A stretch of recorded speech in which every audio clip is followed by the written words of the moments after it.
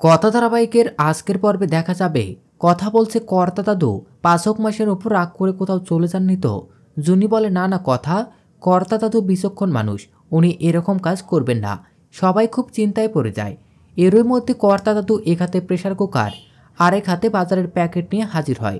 সবাই জিজ্ঞেস করে কোথায় ছিলে এতক্ষণ। কর্তা দাদু সবাইকে বলে কাল যখন পালের কোদার সাথে আমার বাক বিতণ্ডা হলো কেউ কোনো কথা বলল না, তার মানে সবাই পালের কোদাকেই সাপোর্ট করছে মনে মনে। তাই আমি ঠিক করেছি আমার ব্যবসা আমি নিজেই দেখব আর নিজেই রান্না করে খাবো। এজন্যই বাজার করে এনেছি। কথা বলে কর্তা দাদু আমি পাচক মাসের সাথে কথা বলবো যাতে উনি মাথা ঠান্ডা করে সব মেনে নেয়। কিন্তু শশীভূষণ বলে আজ থেকে আমি মনোব্রত নিলাম, আমি এবারের কারোর সাথেই কথা বলবো না। তখন চিত্রা বলে বাবা আপনি একদম ঠিক কথা বলেছেন, এবারের মেয়েরা কোনোদিনও কাজ করার জন্য বাইরে যায়নি, কখনো তারা নিজের পায়ে দাঁড়ানোর কথা ভাবেনি, আর আজকে আপনার কথা অমান্য করে কথা নিজের ব্যবসা দাঁড় করানোর কথা ভাবছে। চেক বই ব্যাংকের কাগজপত্র করে ফেলেছে। কর্তা দিদা তখন চিত্রাকে থামতে বলে। এদিকে শশীভূষণ কাউকে কিছু না বলে নিজের ঘরে গিয়ে দরজা বন্ধ করে দেয়। কর্তা দিদা অনেক টেনশন করতে থাকে। কথা মনে মনে ভাবে আমাকে পাচক মশাইয়ের সাথে কথা বলতে হবে, এভাবে বাড়ির এক একজনের মনে কষ্ট দিয়ে আমি কখনো ব্যবসা শুরু করতে পারবো না।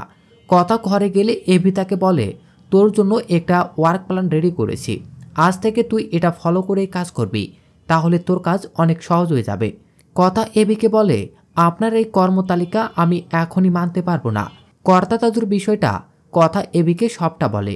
এভিক শুনে খুব বিরক্ত হয়। কথা এভিকে বলে হারবালের কাজটা কিছুদিন বন্ধ থাক, বাড়ির এক একজনের মন খারাপ, এভাবে কি কাজ শুরু করা যায়? কর্তা দাদুর রাগটা একটু কমলে আমি ওনার আশীর্বাদ নিয়েই কাজ শুরু করব।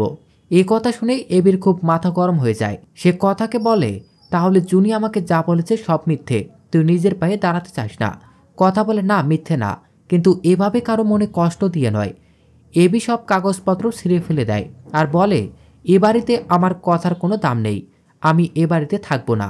এবি রেগে নিচে নেমে আসে আর চিৎকার করে বলে এ বাড়িতে আমার কথার কোনো দাম নেই, তাই আমি ঠিক করেছি আমি আর এ বাড়িতে থাকবো না। সবাই এবিকে বোঝানোর চেষ্টা করে। এবির গলার আওয়াজ পেয়ে শশীভূষণ বলে নিশ্চয়ই পালের গোদা আবার কোনো হাঙ্গামা শুরু করেছে, তাতে আমার কি, আমি কারোর সাথেই কথা বলবো না। এবি কারোর কথা না শুনে বাড়ি থেকে বেরিয়ে যায়। চিত্রা এসব দেখে মনে মনে খুশি হয় আর বলে নাটক ভালোই জমেছে।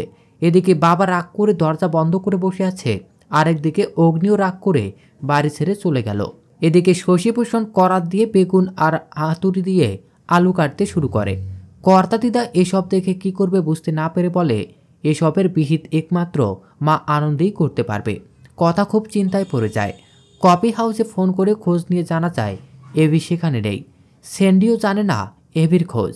অভিমান করে এভি যে হোটেলে যায় সেখানেও অঙ্কিত খোঁজ নেয়, কিন্তু এভি সেখানেও যায়নি।